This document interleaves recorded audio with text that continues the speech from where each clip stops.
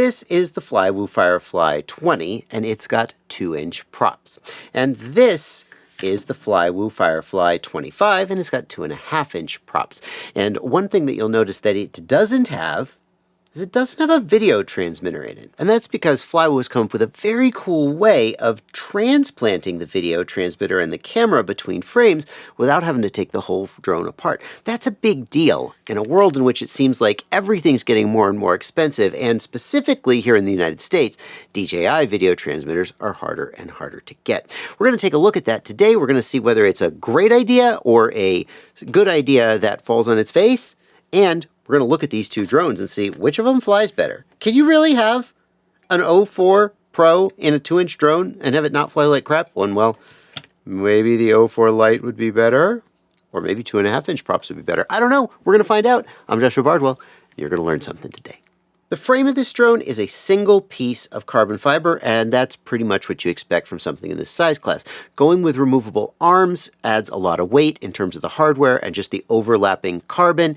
And a lot of times on drones of this size, they don't tend to break the carbon very much in a crash. They're just not heavy enough to really stress the carbon. They tend to break other things. We do have these braces here in the front, and that is going to add just a little bit of rigidity, although I think that's probably not their primary purpose. Again, rigidity isn't much of a problem in this size as long as you have sufficient thickness of carbon fiber. And the carbon fiber is coming out at about 2 3/4 millimeters, which is plenty thick. I think the purpose of these is probably to improve crash resilience. If you go crashing into something like a tree or a branch, it'll make it more likely that it'll just kind of skip off instead of getting sucked down into this kind of like armpit area, if you will, and sort of trapping you. On the other hand, I've definitely seen scenarios where a triangle like this becomes a place that a branch gets stuck and the quad gets hung up. So I think it's a little bit of a toss-up whether this is a pro or a con. I am, as always, very happy that the frame comes with a nice sticky battery pad to hold the battery in place. I think that should be mandatory on all frames sold today. I'm not normally a fan of side plates on drone frames. I think that they look nice, they hide the electronics, but then they kind of get in the way when you're working on the frame. I can't argue with the color scheme. Flywoo has settled on my favorite color scheme, purple and gold. It's almost as if they knew I was going to be reviewing this. Now, they've been doing that for a while. Although this looks nice, I'm not sure how much value it really adds in terms of like keeping dirt out or adding durability in terms of a crash. The frame does a great job of mounting the receiver. I love that the receiver is in this 3D printed piece here. I love it when frames make accommodations for maybe if you wanted to build it out yourself with a different kind of receiver, you just kind of jam the receiver in this TPU section here and it holds it in place. The antenna is here. It is a 2.4 gigahertz express LRS receiver, although you can pre-order this with other types of receivers as well. Most people are probably going to get express LRS because it's so inexpensive and has fantastic range, and that's just what most people are using these days. On the 2-inch drone, the motors are 1303 at 6,000 kV, and on the 2.5-inch, the motors are 1303 at 6,000 kV? So it's the exact same motors for 2-inch and 2.5-inch. I mean, okay, there's always been some flexibility in motor size and kV, and 2.5-inch is not that different. But then again, percentage-wise, it's fairly different. Adding a 1/2 inch to the props, that's like 25% more prop or something. I can't always keep track. Is it 25% more because it's 25% of the lower number? Anyway, it doesn't matter. Frankly, if this was anybody but Flywoo, I might be inclined to be more critical, but Flywoo is very good at this job, and if they've decided it's okay to run a 2 and a 2.5-inch prop on the same motor at the same kV, then I probably will just agree and assume that I am complaining about nothing. Okay, no more stalling. It's time to take the top off this guy and see the trick for swapping the video transmitter between frames. It is 4 screws, 1, 2, 3, 4 at the 4 corners. There are additional screws that are holding the air unit to the top plate, but these outer 4 screws make the top plate come off. Let's just see what that's like. And voila. And it just lifts out, and there's literally one wire going to the air unit here that you would unplug. You would plug it in on the other ones and swap it out. Everything else is completely self-contained. That is, you know, I've seen other frames that allow you to swap the air unit between them, like GetRC has one. And usually the air unit is like contained in this big cage that unscrews and screws on. And I guess that might make sense for larger drones where you're going to have a lot more impact and a lot more need to protect the device. But in this case, I love the fact that this is just attached to the top plate. There's really no additional like bulk, no additional complexity compared to how you would build this if you were just going to hard mount the video transmitter permanently. I guess some of that works because these frames are all kind of in the same size class, whereas if I wanted to be able to transfer the video transmitter between a 5-inch freestyle frame, a 7-inch long-range frame, and a 3-inch Cinewhoop frame, I wouldn't just attach it to the top plate because you wouldn't have the same top plate for each of those. But in this case, I think this makes a lot of sense and is just very cool. I love getting something for nothing, and it feels like that's what I'm doing here. The camera is soft mounted on these bobbins. Every time I see this style of soft mounting, I do have to say that a lot of times in hard crashes, the bobbins rip out or they even tear. I've seen this happen on a GetRC bind and fly that I tested. I just generally, they tear. Right? So sometimes you'll see people do something clever, like they'll put, in the old days we used to just put zip ties through them and that would sort of retain them. Sometimes people will put screws through them loosely just to hold them in place and keep them from ripping. None of that has been done here, and maybe this is going to be fine. We just have to see. But obviously, you want the O4 camera soft mounted, don't you? Yes, you do. The reason for that is that the O4 has built-in image stabilization. You can either do the built-in, they call it rock-steady image stabilization, or you can use gyro data that the O4 records in the video file with a third-party software like GyroFlow. And that allows you to stabilize the footage. If the camera's not soft mounted, the gyro data is garbage and the stabilization doesn't work. You just get a bunch of twitches and stuff. Now, if you don't care about stabilization, then this doesn't matter to you. And in fact, you might consider just hard mounting this camera. The kind of vibrations we're talking about generally aren't visible to the pilot. They only affect the stabilization algorithm. Certainly, hard mounting this camera is going to be more durable than not. But if you care about the stabilization, then soft mounting is mandatory, and this is a pretty effective way of doing it. I do have to say that there have been issues with the new batch of O4 air units. People have blamed it on a change in the hardware related to a new gyro, and there's a lot of debate going on at the time that I'm recording this as to whether the problem is a problem with the air unit firmware, a problem with GyroFlow, etc., etc. It's not all settled. I have no way of knowing when the air unit that I have was made. I have no way of knowing whether it's even affected by this issue, but I can tell you that the air units that I got don't have the issue. Here you can see it's in GyroFlow. It's perfectly smooth. There's no twitching. There's no nothing. And I've tested several other files that I took, and all of them are fine. That shouldn't give you really much comfort at all because, like, maybe I'm just lucky. Not everybody is affected by this issue as far as I can tell. And also, since the issue is tied to the air unit, maybe just by coincidence, I got an air unit that had been on the shelf since before the issue happened. It's a relatively new issue. Maybe future ones will have the problem. And, you know, on a long enough timeline, maybe DJI will just fix the issue in firmware, or who knows. But I know you're going to ask because this issue has just come to light where the gyro data doesn't work on new air units. And I can tell you that the air unit that I have is working fine. I do with that whatever you will. As long as we've got this guy open, let's take a look at the flight controller. And I can't help but notice how compact this flight controller is. It's 20mm mounting, but they've really got it squeezed in here. It does extend out a little bit to the front and back, and that's how they're getting these plugs on. There are solder pads if you did want to solder something directly on there. Let's take a closer look and see what the solder pads are. We've got motor 5, 6, 7, and 8. So theoretically, you could use this flight controller to do an octo. You could. Realistically, M5, 6, 7, and 8 are probably going to be remapped to some other function, like sometimes people use them for an LED, to control an LED light or to control a servo. I don't know what kind of peripherals you're going to put on a tiny little drone like this, but the flight controller has the capability to do it if you decided you wanted to. We've got a 3.3 volt and a 5 volt out for some kind of an accessory you might put on. Most likely, I guess, a GPS.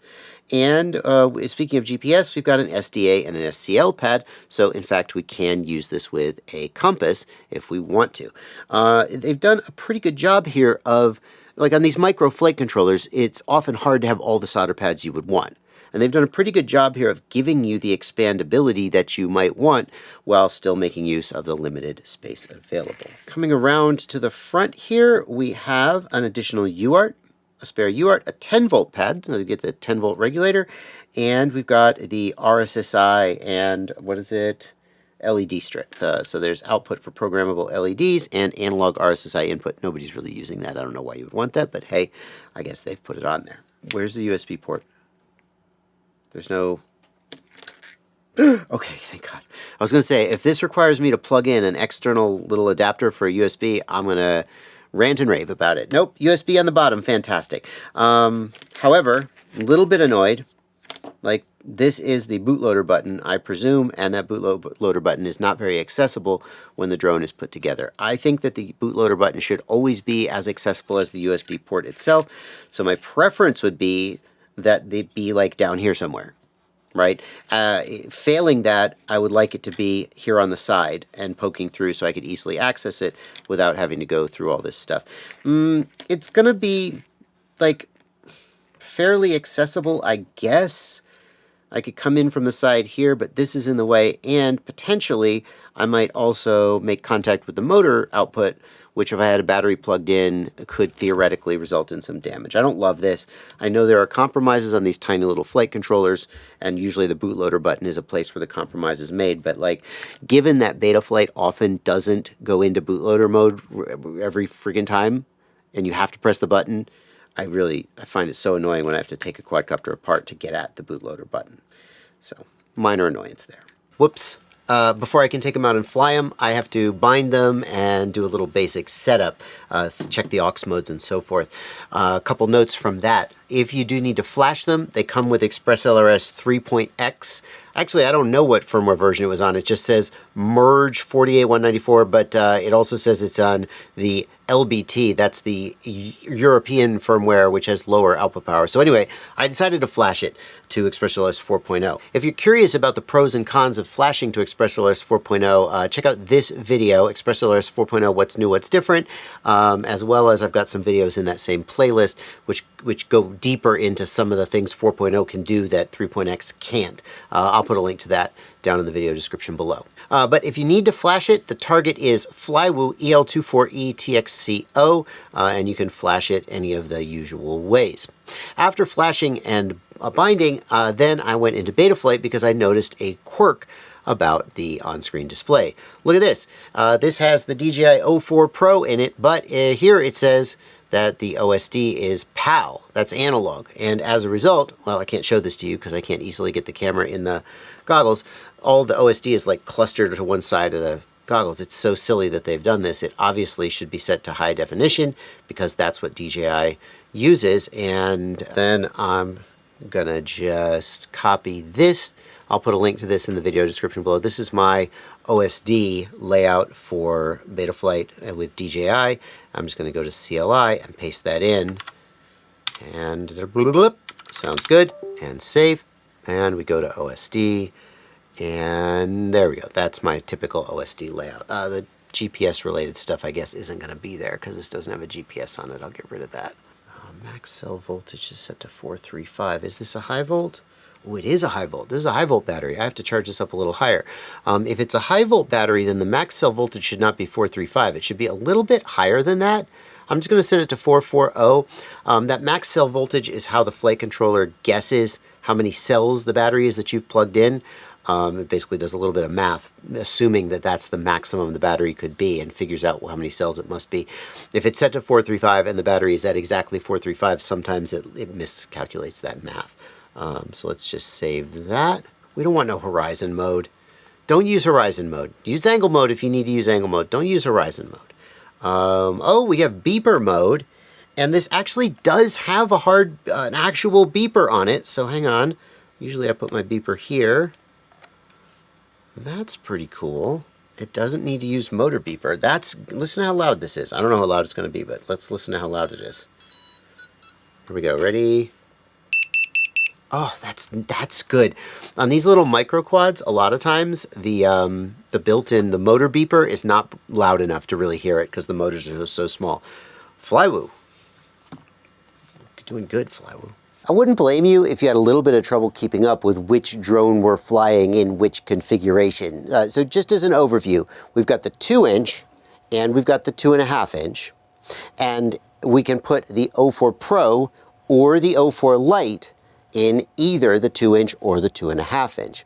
The other variable that we've got here is the battery. Flywoo sent me this 1000 milliamp hour and 550 milliamp hour 3S battery, and those were intended for lower powered, longer flight time cruising on both the 2 and the 2.5-inch. Flywoo also says you can run the 2-inch on 4S batteries if you want additional power. I'm going to be using this 520 milliamp hour GNB. Flywoo doesn't seem to recommend using a 4S on the 2.5-inch prop, which kind of makes sense. It's the same KV, but a larger prop, so you can't go to as high an RPM.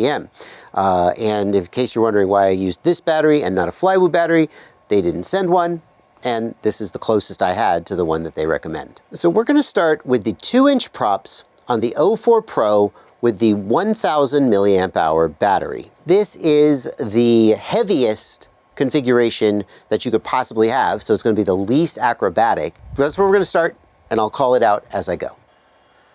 It doesn't immediately feel like ridiculously underpowered. I'm always so impressed with the O4 Air unit's image quality. It's ridiculous. That's not preposterously underpowered, to be honest. Didn't see any prop wash coming down through that dive. It wasn't a super aggressive dive, but let's do another punch out. Voltage sag doesn't seem ridiculous. It doesn't feel preposterously heavy when I dive down. I'm not working too hard to catch it. I don't feel like rushed to get on the throttle to catch it. Very smooth, very smooth. I'm very impressed with how smooth it is through those dives. There's not a lot of shaking or prop wash oscillation as we come down in those dives.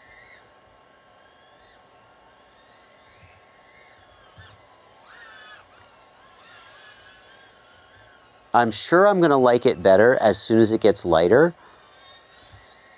but I don't hate it the way that it is.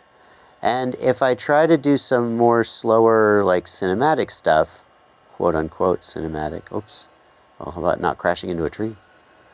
But like if I just do like, ooh, I'm going slow, I'm going around the obstacles, right? Swishy stuff.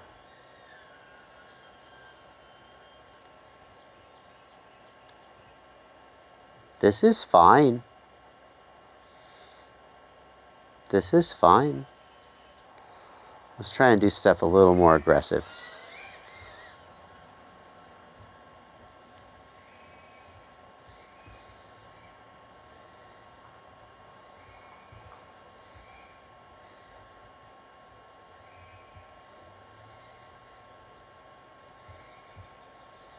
I don't know why it's pulling to the left. That's probably me. There we go.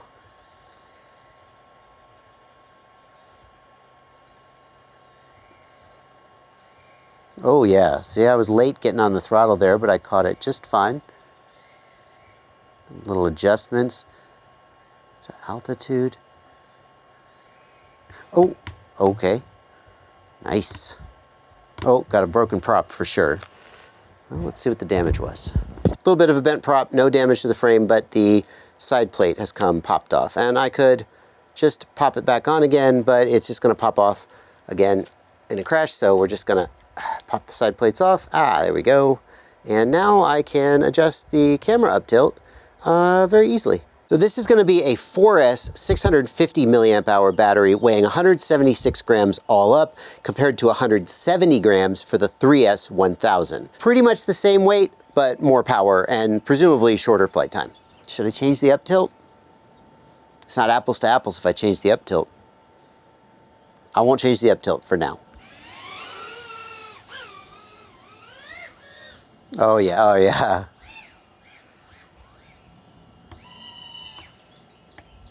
Well, this is going to be a shorter flight, I can already tell, because I'm just going to fly it more aggressively because I have more power.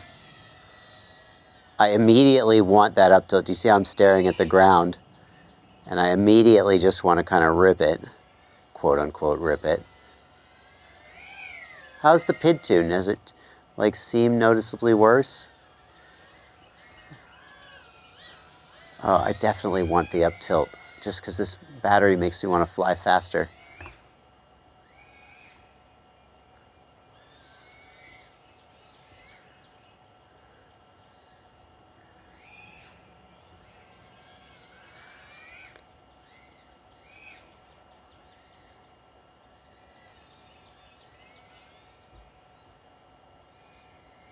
I can't see where I'm going. Oof, she gets up there. Look at her go. That's not bad for 2-inch props on with an O4 Pro. Oh gosh, oh gosh. Whoop, whoop, whoop. Womp, womp. Nice durability testing.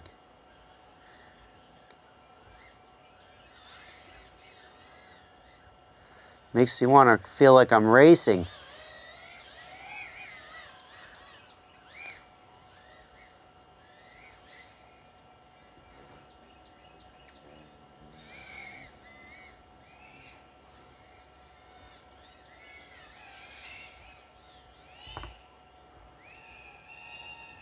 Woo.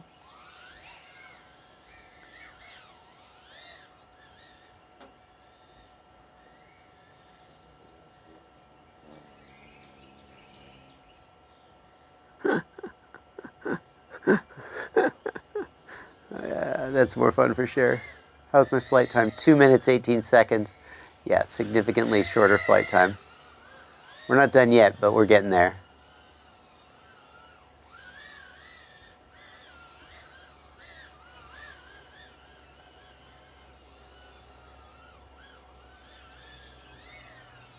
Whoa, that's your car, Bardwell. Don't crash into your car.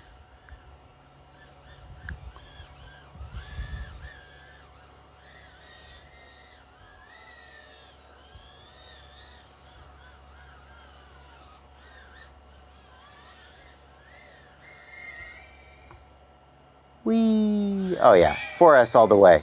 3S, maybe for cinematic stuff or slow flying, but for fun,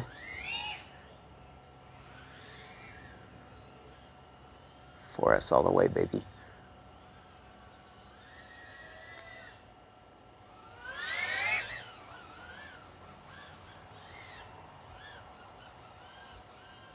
Three minutes 20. Oh, I could probably milk this. 3-4, 3-4, solidly. Okay. Okay. It's not that much shorter of a flight time, and it's way more fun. Way more fun. So with the 650 milliamp hour battery, 4S, we got, let's say 3.5 to 4 minutes flight time, depending on how low I push the battery. It's a little harder to do a comparison because as you're hitting the throttle harder and doing more freestyle-y stuff, then it's sagging more, and so you're seeing that warning more. Whereas on the 3S, I was more inclined to just kind of slowly milk out the last little bit of the battery. They're fairly comparable, frankly. I mean, yes, 6 is more than 4 by a fair margin, but like it's 1.5 to 2 minutes, depending on how hard you push it. And yeah, I guess you got options. Let's compare the O4 Pro to the O4 Lite on the 2-inch props. And yeah, I'm just gonna, let's even the score by pulling off the side plates, because that'll make the weight the comparable, not just because I hate side plates. And before I forget, this is not the standard O4 Lite camera. This is the Flywoo O4 Wide, which has a wider field of view than the O4 Lite. That's just how they ship it. So the dry weight is 98 grams for the O4 Lite and 110 grams for the O4 Pro. That's a difference of about 12 grams.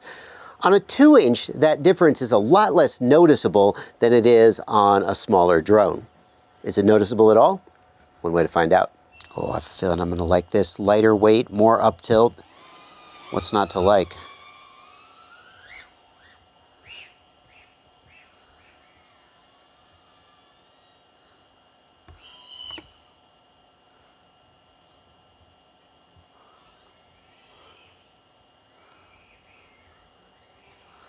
Why does this feel so quick?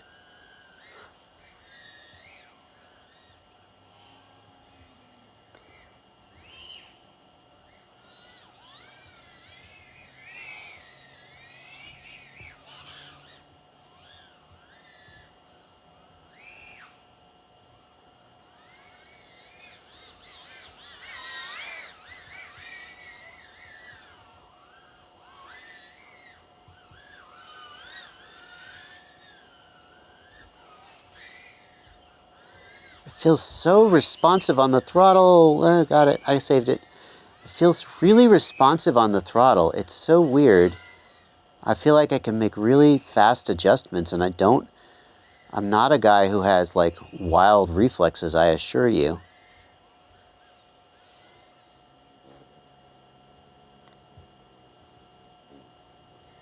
I'm just like dipping and weaving in a way that's really, and like we know the O4 doesn't have spectacular latency.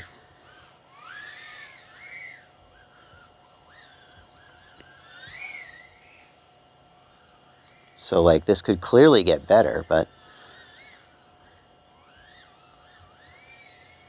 something about the 2-inch is just really nice to fly.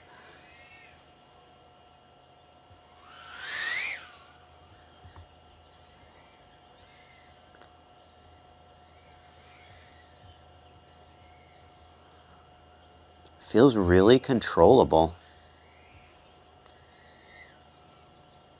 Oh, yeah. Yeah, see, I just saw that and I went for it.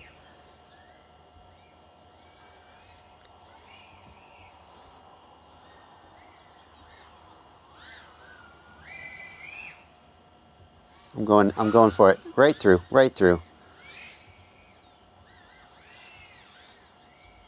Immediately I'm seeing lower battery now.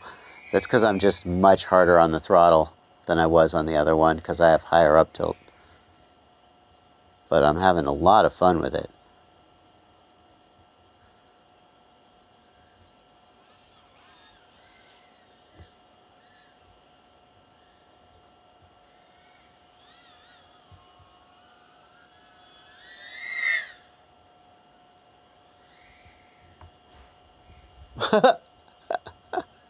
Oh, that's good. Let's try again. Oh, oh! Still flying, still flying, still flying.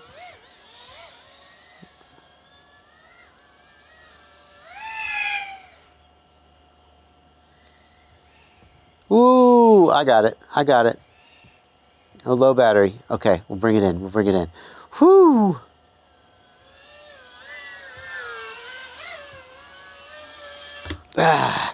Oh, she's hanging in there by just a smidge, folks, just a smidge. But she is hanging in there thanks to that grippy battery pad that I talked about earlier. Very nice. Other than that, no harm done. You saw she flew out of it just fine. That's great. That's great. I would take that over the O4 Pro 10 out of 10 times in terms of like freestyle flying. 10 out of 10 every time. That was just better in every way.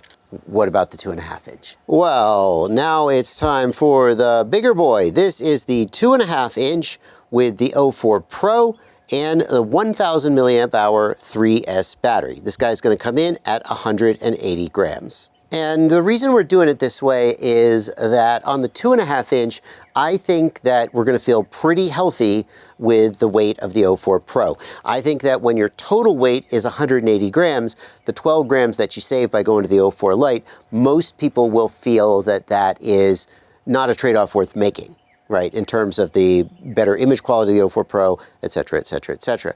Likewise, with the 1000 milliamp hour battery, we could get a little bit of weight savings by going to a smaller battery, but This is the 3S. It's for cruising. It's not for freestyle. We could play with the variables a little bit, but to me, this is the configuration that makes the most sense for the 2.5 inch. Oh, by the way, it came with an ND8 ND filter, and that came off in the very first crash, and now is probably somewhere on my back patio broken. So yeah, ND filters, good for cinematic, not so much for freestyle, even wussy freestyle like I do. Well, even though this is on 3S, I immediately like it better. Oh. Oh. I immediately like this better. The 2.5 inch props on 3S seem like a much better fit in terms of like the kind of flying I like to do anyway. Nice and smooth through there. I did see a few little shudders earlier in this flight. A few little shudders. Durability test.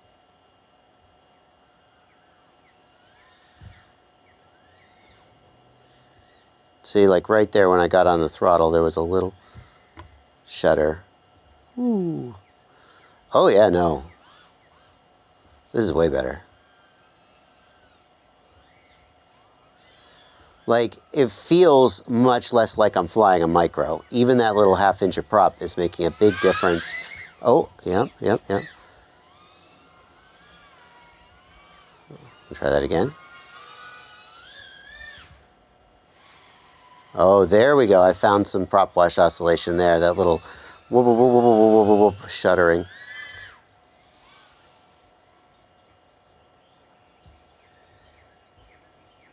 See, immediately my throttle can... Oh, he said, liar. That didn't happen on the 2 inches, I'll tell you what. I was going to say my throttle control is a lot better through here, but I am having a little more trouble making those rapid altitude adjustments at the end, whereas I was just spot on with the 2 inches. Hello. I was spot on with the 2 inches making those last minute adjustments, whereas on the 2.5 I seem to be struggling a little more. Oh, hi. That just came out of nowhere. I mean, it was there the last few times too, but...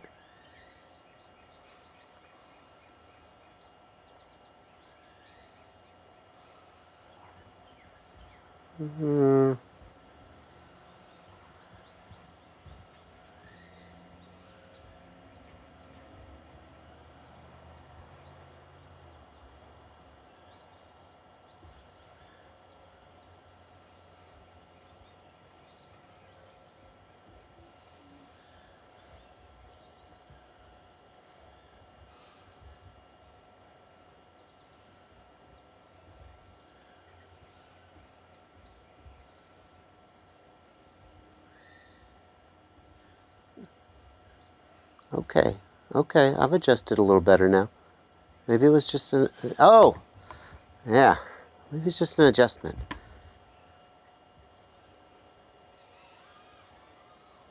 Let's go through here.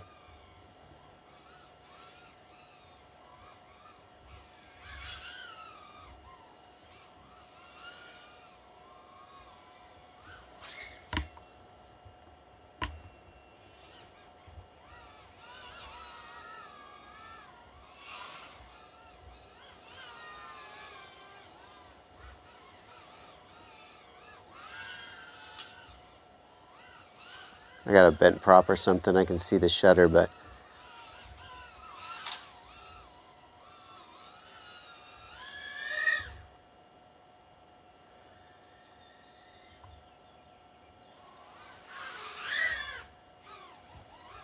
$359.36. 5 minutes.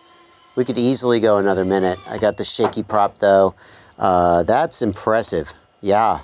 Wow. Bigger props fly longer. Could have easily gotten 6.5, maybe 7 minutes off of this battery. The weight of the 1,000 milliamp hour, I mean, it's hard to say. I was having a little bit more trouble managing my altitude, especially those quick drops compared to the 2 inch. It's making more thrust, but maybe it's a little bit heavier. But certainly just enjoyed flying it more in terms of its flingability. Yeah. And would I switch to the Lite to save 12 grams? I don't think so. Maybe you'd have better, like some better durability. The camera's cheaper, it's cheaper, but like that flies real good. The 2-inch flew pretty good too. I was having a good time with it. Flight time was a little short. All right, I am surprised by these results. These are not the results I thought I was gonna get.